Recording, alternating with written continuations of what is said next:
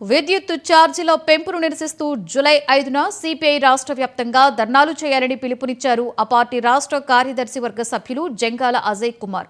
విద్యుత్ sub stations ఎదుట పెద్ద ఎత్తున నిరసన కార్యక్రమాలు చేపట్టాలని సూచించారు.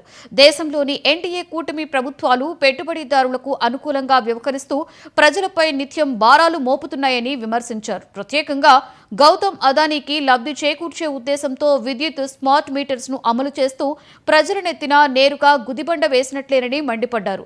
విద్యుత్ వినియోగం లేకున్నా నెలల కొద్దీ కూడా ఛార్జీలు పెరిగే విధంగా వ్యవస్థను రూపొందించడాన్ని ఆయన తప్పుపట్టారు.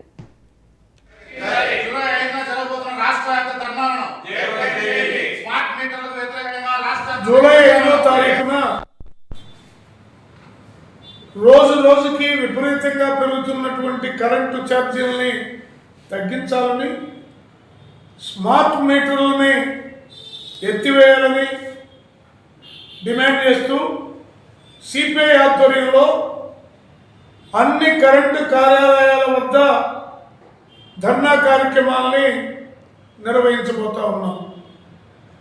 ఈ సందర్భంగా ఈ ప్రభుత్వానికి మేము ఒకటే ప్రశ్న వేస్తా ఉన్నాం. ఎన్నికలు అధికారంలోకి రాబోయే ముందు స్మార్ట్ మీటర్లని పెడితే పగలగొట్టండి అని స్వయానా లోకేష్ గారు ప్రజలకు పిలుపునివ్వడం అనేది జరిగింది.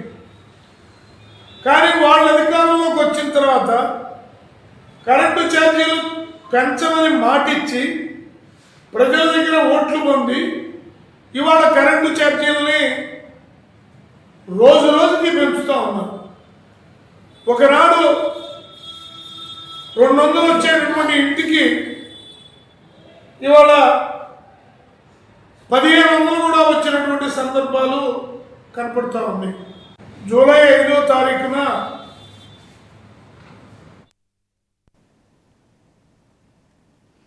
మహాన్యూస్